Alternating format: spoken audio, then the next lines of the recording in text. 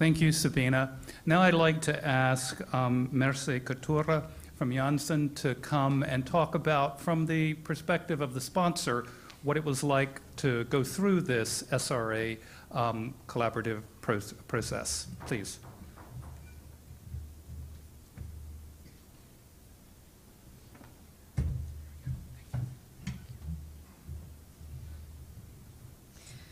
So thank you for giving us the opportunity to talk about the research-based industry experience. So here, the procedure that we are going to talk is the one based on the SRA approval, so not necessarily WHO prequalification. And this process is still at a pilot stage.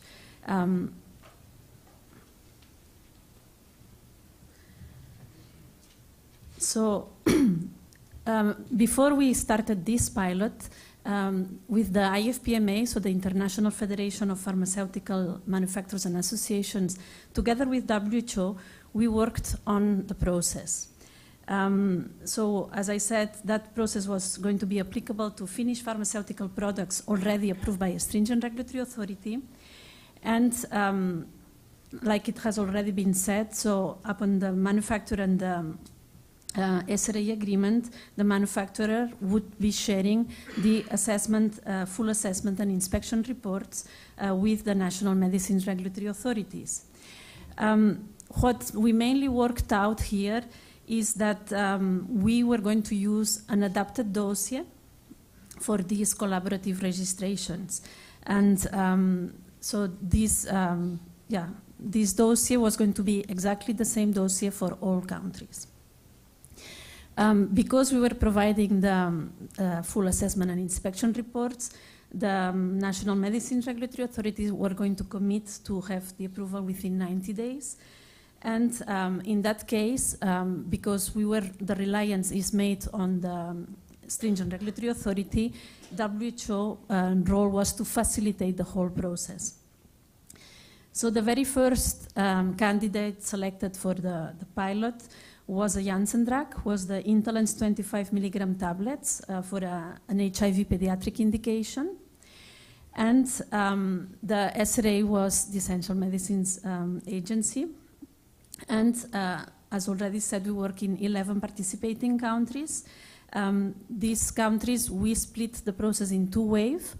On one hand, we had some of the we had the Zazibona countries, so Zambia, Zimbabwe, Botswana, Namibia, together with the DRC.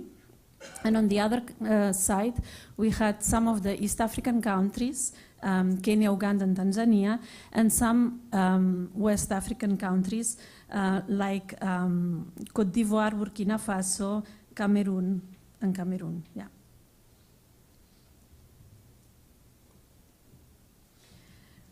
So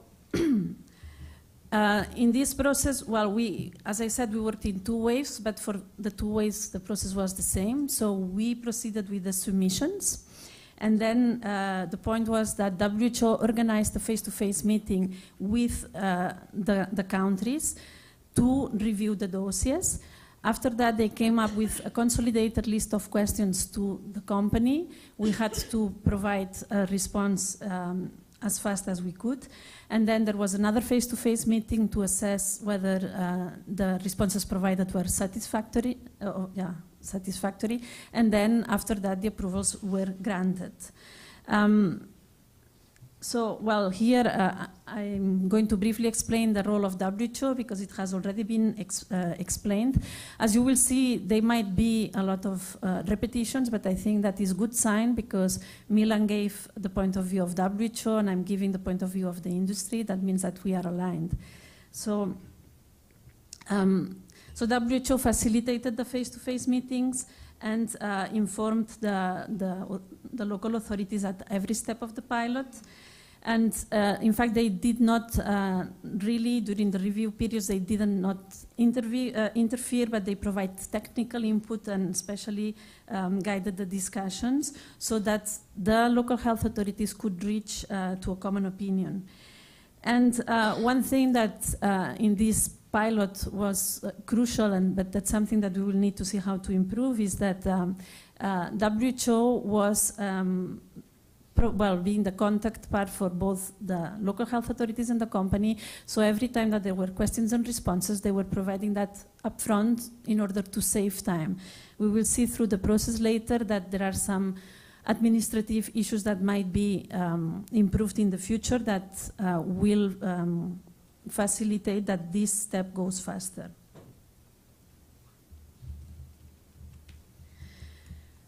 So as I said, the IFPMA together with WHO, we arrived to agreed on the dossier content. And so we were providing an adapted dossier based only on Module 1, 2, and 3. In the Module 1 is where we were putting the EMA full assessment and inspection reports, but also that QIS, Quality Information Summary. And in addition to that, we were also adding commitments and data sharing authorizations. Something that has been mentioned that is very important for the local authorities is that we commit that the drug is the same as the one approved by the stringent regulatory authority. In one of these commitments, that's what we said, but of course there is also the possibility to indicate if there are exceptions, because usually there are some exceptions to that. So the experience that we have from providing these dossiers, that it was well accepted by the NMRAs, and that in fact at the beginning, and what it's very important from an industry perspective is that we do provide the same dossier to all countries. However, we understand that in some countries, due to the local requirements, so there are some additional documents that need to be provided. But those we were able to provide those during the review period. So that, yeah, we were gaining some time like this somehow.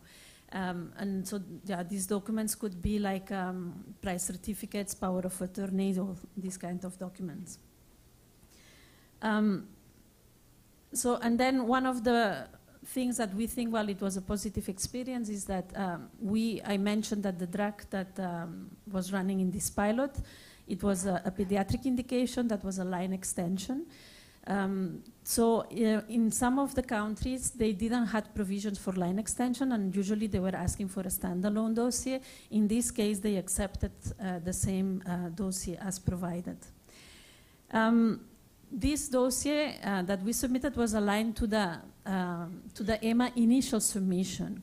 And one of the things that we also learned and that we should be improving in future pilots is that there is sometimes a lag between the time that EMA gave the initial submission to the time that we are submitting to these countries. And in the meanwhile, EMA has been approving some variations. So what it would be good is also to provide these variations assessment reports, because they might contain important information for the local health authorities to review. And also to provide the annexes of the assessment reports. That's something that was requested by the local authorities. Another thing is here we are sharing assessment reports as well as inspection reports, and by sharing the inspection reports, the purpose is on this concept of reliance. So we were hoping that the health authorities would be relying on the fact that inspection has been done by a stringent regulatory authority and then do not duplicate and just waive it. We had a case of a country that indeed waived this inspection report. Unfortunately, another country requested it. And there was a third country that was going to request it, but they didn't request it because a current GMP certificate was available. So I think there is also some room for improvement if there could be more reliance also on the GMP inspections.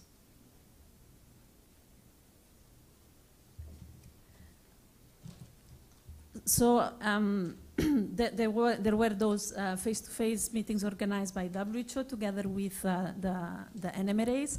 The company was not present at these meetings. And we did it in 2 waves, and in every wave there was a rapporteur country that prepared up front and then tried to facilitate the mutual understanding and focus on the common issues. So is the country that leads the discussion. So afterwards, together with all the others, they could arrive to some common questions. And that's how everything resulted in one deficiency letter, the same letter from all the countries. There, unfortunately, there was also an exception of a country that came with additional country-specific requirements. That it was a pity, because here I think that the point is to, in these joint reviews, it's good that they come with one letter of questions, and also that facilitates also the work afterwards for the company, because we just provide one response that will be good for all the countries at once. There were some positive experience that, we heard about, and I think there was different health authorities, one's more experienced, one's maybe not that much, and then the ones benefit from the experience of the others, and they compare their own practices.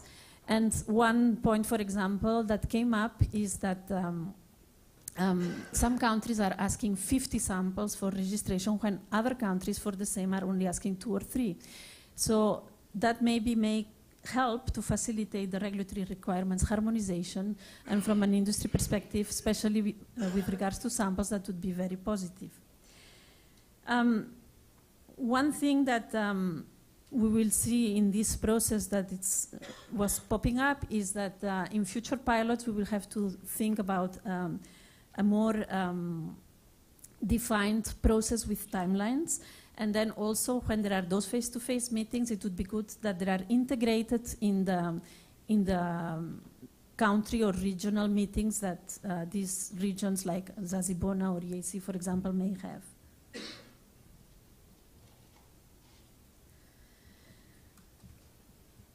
So the purpose was that, so once we will receive the questions, we would be officially receiving the efficiency letters from every individual country.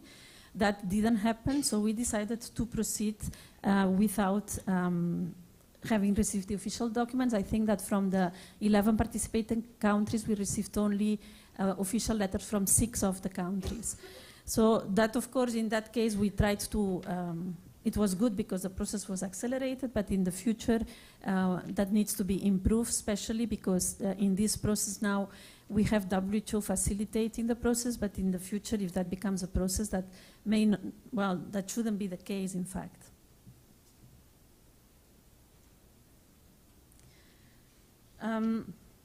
So with the questions and the company responses, the company felt that the reviewers were very thorough and gave adequate time to respond, even if the process was accelerated. And like was already mentioned by Milan, the SRA reports did not reflect all the realities of the African environment.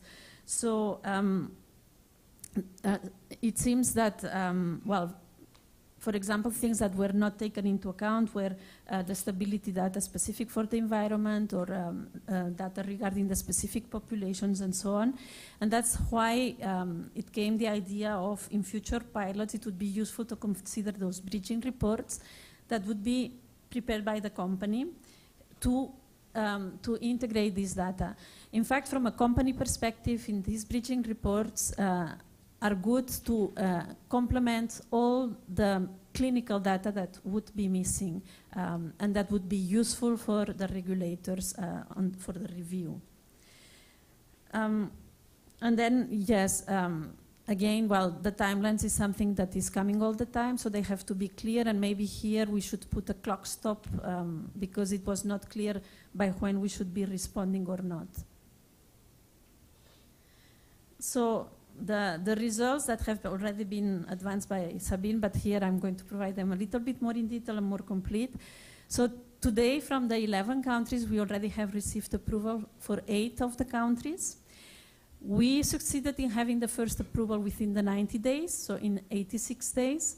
But the other ones came at different times. So when we heard Max saying that approvals were from, they could be 4 to 7 years, so really long approvals, even in some cases were already 6 months to more than 5 years, and an average of 2 years. Now we see that here we got the majority of the approvals in less than in less than 1 year. And most of them, so 6-7 months, which I think that is already very positive and encouraging result. There are still missing approvals. As I said, one country asked for an inspection, so that is delaying the approval. It's a pity that that was not asked as a parallel process. Another country, what happened is that we got the positive approval, but some companies, they issued a positive approval, and then afterwards they have to issue the registration certificate. So that's an administrative process that takes time, and that's why we are still waiting. And an additional comment is that in that case, we worked in 2 waves, and that, well, it was somehow maybe easier at the beginning. We thought it was going to be easier, but it also made the process more long. We realized that when the first wave met and they came with a list of questions, then the second wave met, they came up with almost the same list of questions, which was good, but with additional ones. And then, of course, we had to go back to the first wave to respond, which make 2 rounds. So maybe there also we can see how to adapt this process. But as a summary, so we can say that this accelerated registration procedure for medicines already approved by a stringent regulatory authority is possible. Today is possible with EMA, and we have heard MHRA, and hopefully other stringent regulatory authorities also start being involved. For the design of future pilots, what came up here is that the timelines should be streamlined, so put a clear process on when, from when we submit, when we have to receive questions, responses, and so on. And simple improvements in the administration may allow for accelerated registration processes at country level. So we realize that the delays are mainly because of administrative issues. Until now, we have also been focusing a lot on timelines, so it's great to reduce the timelines. But I think that there are other positive experiences that I would like to share, and it's the fact that, for example, that we could use the same dossier to all the countries. That's something very positive. That some countries, well, if countries can rely, for example, on the inspection. So, and we had a specific country that not only, well, we could rely, they relied on the inspection, but also they made the processes parallel instead of sequential, like, because we also have the lab analysis. And all these things make that we gain time. So, well, as from here it has been mentioned that that was the very first pilot. It would be great that in the future it becomes a process, but for that additional pilots needs to continue. And then, like Milan said, there are now 3 products where EMA is the SRA, and 1 product where MHRA is the SRA. But I would like then to tell you that from the 3 products where EMA is the SRA, there are also Janssen products. So here you are. So there was an expression of interest by that IFPMA sent to all IFPMA companies to propose for drugs for this second pilot, and some Janssen candidates were selected. So there were some HIV formulations that were selected, the Prezista 400 milligrams, so the Runavir, and the Prezista 100 milligrams per milliliter oral suspension, that is a pediatric, for a pediatric indication as well. And also TB formulation, and so I suppose very familiar to you, the Sirturo bedaquiline 100 milligram tablets was also selected to start the pilot. So for the Prezista 400 milligrams and the oral suspension, the submission started in November 2015, and they were running in the Zazibona countries, and in Zambia, Zimbabwe, Botswana, and Namibia. And in that case, so the process is ongoing. And for Sirturo, the first submission was in February this year, 2016. It will be running in a total of 9 countries, but 10 health authorities, because here the full EAC is participating, and Tanzania has 2 health authorities, Tanzania and Zanzibar. And in addition, of course, Kenya, Uganda, Rwanda, and Burundi. And then we have additional countries that even if we call them West Africa, they are not all West Africa, but we wanted to cluster them. Ghana, Nigeria, Cameroon, and Ethiopia. And then also, in what we are trying to do in these pilots, in the case of Presista with Zazibona and also in EAC, so you know that there are those regional processes. So we are trying to see whether we can integrate this procedure in the regional process. So that ideally, I suppose, if we arrive to this region with a drug that has never been assessed, they would go through a full procedure, but if the drug has been approved by a stringent authority, they could go through this accelerated registration procedure. And with that, I would like to thank you. Thank you.